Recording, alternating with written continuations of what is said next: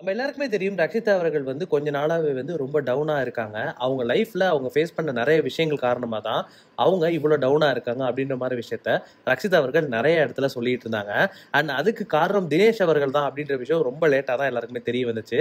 And Dinesh அவர்கள் big pass வீட்டுக்குள்ள போகும்பொழுது அவர் என்ன சொல்லியிருந்தாரு அப்படின்னா, "நான் இந்த பிக் பாஸ் ஷோக்குள்ள வந்ததே, என்னோட மனைவி கூட நான் திருப்பி சேர்ந்து வாழணும்ன்றதுக்காக தான்.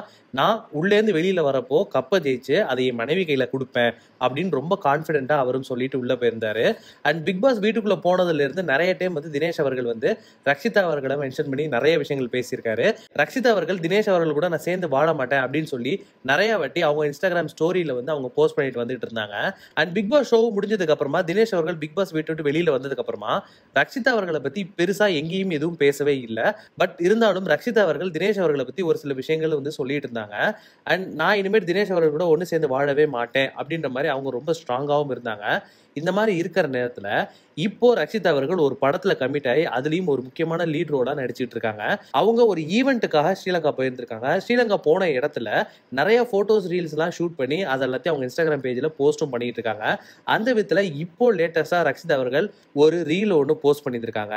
அந்த ரீல்ல ரொம்ப முக்கியமான விஷயம் என்னன்னா, அதோட கேப்ஷன்ஸ் தான். அதுக்கு குடுத்திருக்க கேப்ஷன வச்சு பார்க்கும்பொழுது, "நான் தினேஷ் கூட திருப்பி சேர்ந்து வாழலாம்" அப்படின்ற மாரி ஒரு இன்டைரக்ட்டா சொல்லியிருக்காங்களோ அப்படின்ற மாரி தான் அந்த கேப்ஷன்ஸ படிச்சு பார்க்கும்போது புரியுது.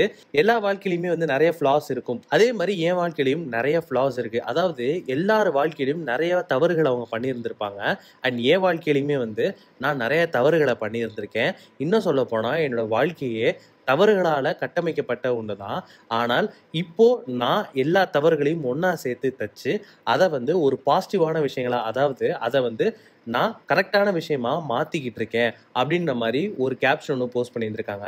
ஸோ இந்த கேப்ஷன வச்சு பார்க்கும்பொழுது, ரக்ஷிதா அவர்கள் அவங்க செஞ்ச தவறு எல்லாத்தையும் சரி பண்ணிட்டு இருக்காங்க அப்படின்ற பொழுது, தினேஷ் அவர்களையும் வந்து அவங்க லைஃப்ல வந்து திருப்பி ஏத்துப்பாங்களா? அப்படின்ற மாரியான கேள்விகள் வந்து இப்போ மக்கள் மனசுல எழுந்துகிட்டு இருக்கு. ஏன்னா ரக்ஷிதா அவர்கள் தொடர்ந்து சொல்லிட்டு இருக்கிற விஷயம் என்ன அப்படின்னா, "நான் தினேஷ கல்யாணம் பண்ணது தான் நான் என் லைஃப்ல எடுத்த ரொம்ப மோசமான ஒரு டிசிஷன்" அப்படின்ற மாரி ரக்ஷிதா அவர்கள் சொல்லியிருந்திருக்காங்க. இப்போ நான் என்னோட தவறுகள்லாம் ஒண்ணா சேர்த்து அத பாசிட்டிவா மாத்திட்டு இருக்கேன் அப்படின்ற ஒரு ஒரு கேப்ஷன் போட்டிருக்க காரணத்தினால, தினேஷ் அவர்கள வந்து நான் திருப்பி ஏத்துக்கிறேன் அப்படின்ற மாரி இருக்குமோ அப்படின்னு நெறைய பேர் இத கெஸ்ஸும் பண்ணிட்டு வந்துட்டு இருக்காங்க. ஸோ நம்மலாம் பொறுத்திருந்து பார்ப்போம். தினேஷ் அண்ட் ரக்ஷிதா அவர்கள் அவங்க வாழ்க்கையில ஒண்ணு சேர்ந்து வாழ்வாங்களா? மாட்டாங்களா? அப்படின்றத. அண்ட் நீங்கலாம் சொல்லுங்க. தினேஷும் ரக்ஷிதா அவர்களும் ஒண்ணா சேர்ந்து வாழணும் அப்படின்னு நீங்க நினைக்கிறீங்களா?